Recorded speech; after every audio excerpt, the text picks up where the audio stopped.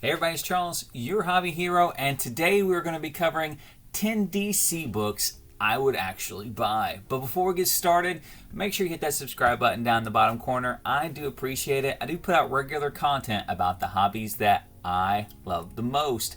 Now, if you're new to the channel, or even if you're a returning member, just know that I am definitely a Marvel fan at heart. But even still, there are some DC books that I would absolutely love to have as a part of my collection, either based on personal reasons or just because I do think they are good long-term holds for them. So I've narrowed down that list to my top 10 books that I would buy that are DC titles. So without further ado, we'll go ahead and start with the list at number 10. Number 10 is The Peacemaker, #1 from 1967. Now, this is the first solo title for Peacemaker.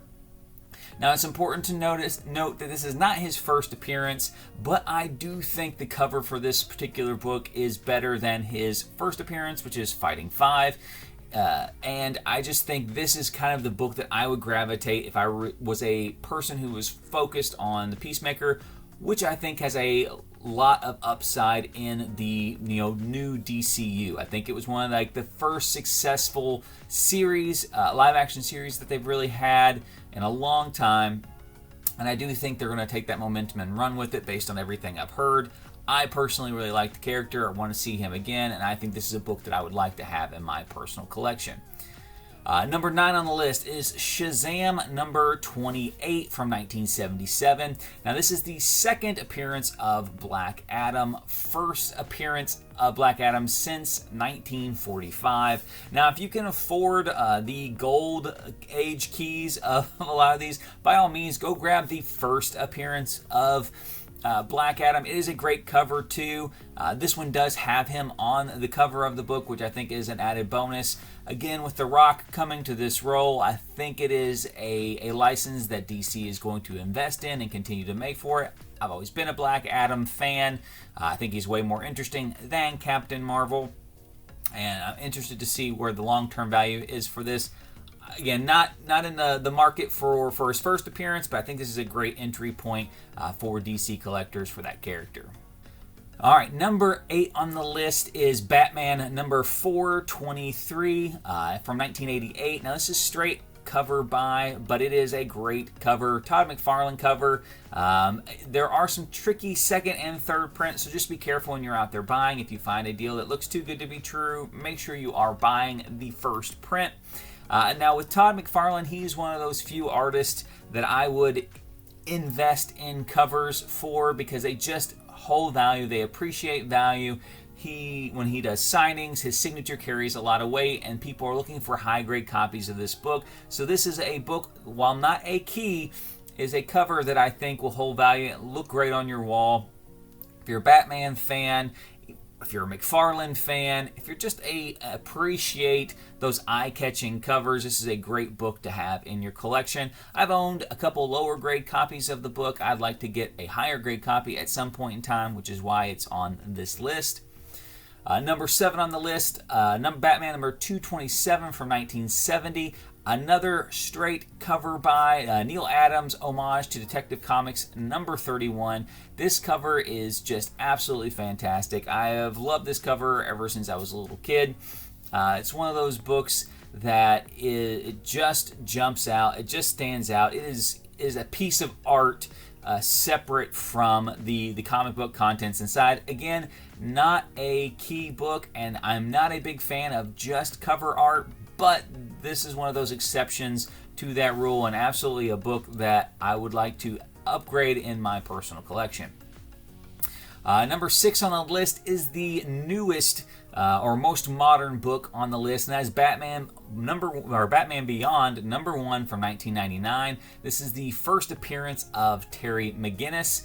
Again, this is another book that has a lot of reprints, so just make sure you are getting the one that is the first print. Should have a barcode in the bottom corner. Sometimes people will slap stickers over top of it and try to sell it as a first print with some damage on it, so just be mindful of those as well. But this is a character that I grew up with in the 90s. I think there's a lot of interest in people my age of seeing this character come back to the screen. So you're hitting that sweet spot of probably a relaunch. There have been numerous projects that have been pitched with this character, combined with the fact that a lot of the people who grew up with this character are now getting into that, second kind of career stage where they've just got more expendable income to throw at keys like this. It's a great cover for the first appearance too, front and center on the book. Always a plus with those first appearances. Number 5 on this list is Swamp Thing number 37 from 1985. Great Steve Bissette Swamp Thing cover, but more importantly, it is the first appearance of John Constantine, which we are getting more a relaunch, I guess, of the John Constantine character.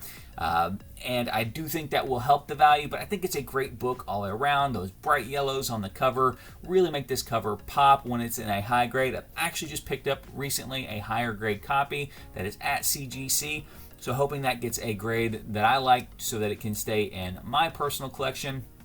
Big fan of the John Constantine character as well. So hopefully that book will continue to grow, but I think regardless of the situation, it's a great looking book in any collection. Speaking of Swamp Thing, number 4 on the list, House of Secrets, number 92 from 1971. The Bernie Wrightson cover is just absolutely eye-catching. It brings you back to that, that horror era of comic books without anything too gruesome, so you can't have it up there. But this is the first appearance of Swamp Thing. I do think it's a character that has some potential for future DC projects. He is very integrated into the whole DC storyline, being attached to kind of the Earth and whatnot. He's very easy to bring into a very large scale DC Universe kind of storyline, which is the direction they are saying they want to go in. So I could see him in some future projects, but honestly, it's just a great cover with a huge key character first appearance in it, which is, again, I've owned a lower grade copy of this book. I would like to get a nice presenting copy. High grade's pretty expensive for this particular book, but I would like to get a very nice presenting copy of this book for my personal collection. All right, number 3 on the list is another modern book, Batman Adventures, number 12 from 1993. This is the first appearance of Harley Quinn. Great cover, Harley Quinn, Poison Ivy, and Batgirl. Now that Harley Quinn and Poison Ivy are, a couple in the DCU, I think that adds probably to the value of this book, having them both on the cover. Great cover nonetheless, with a huge character who's probably the most accessible female character that's out there.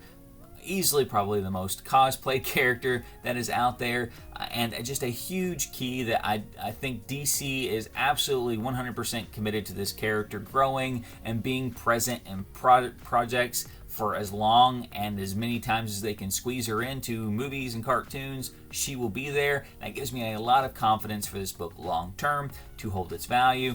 Now, entry point wise, if you can't quite get the Batman Adventures number 12, you also do have Batman Harley Quinn number 1 from 1999, which is her first appearance in DC continuity, with a great cover with her and Joker on the front of it. Absolutely a breathtaking book that I would also pick up, but obviously comes second to Batman Adventures 12. Number 2 on the list is Batman 181. Not the 181 most people are talking about when they're talking comics, but it's another great 181 nonetheless. This is from 1966, and this is the first appearance of Poison Ivy, with that Carmine Infantino cover, where she's absolutely front and center with the Caped Crusader and the Boy Wonder fighting over her. Now, with this particular book, the pinup in the middle is often missing, so just make sure if you are buying a raw copy that you do make sure it has that pinup in there, or you will get that green label book if it is submitted to CGC. So just watch out for that. Great book. Poison Ivy, again, we just talked about her being in a relationship with probably the most popular female character in comics right now. And she is definitely probably in the top 5 of all times, and that's cross Marvel and DC. Amazing character that is not going anywhere. There will be future projects, and again, she will be used more and more often, I think, now that she's kind of tied in with that Harley Quinn character. So awesome book.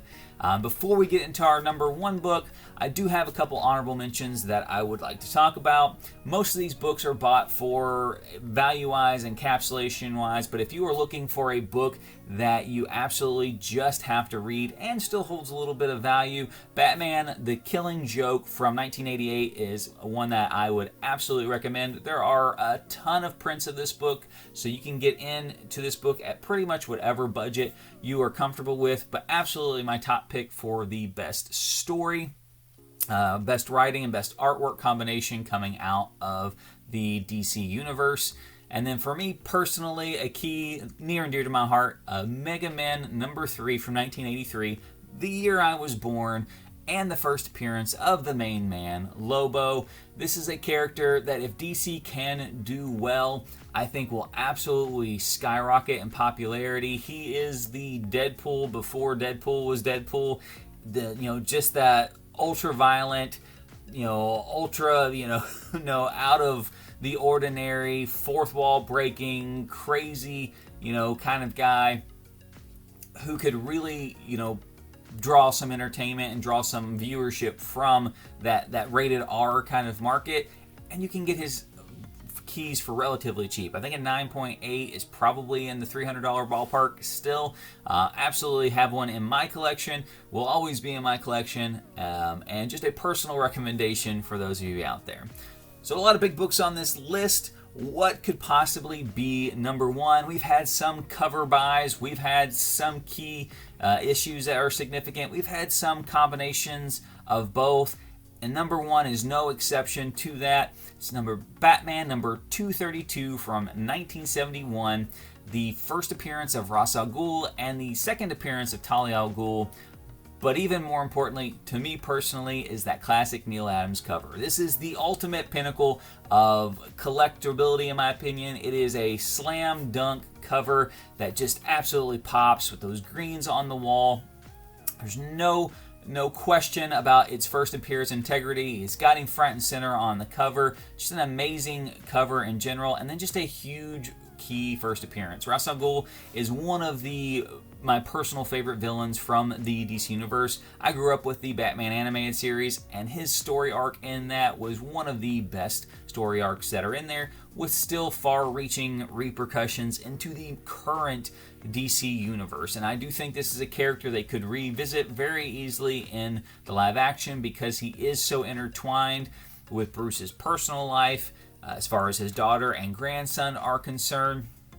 But just as a villain goes, he is a very well-written villain who has allows the reader to be, sympathetic to his cause while realizing, hey, the means don't always justify the ends on that end there. So that is my top 10 list for DC books that I would actually buy. Let me know what you guys have in your list down in the comment section below. And until next time, guys, Hobby Hero out.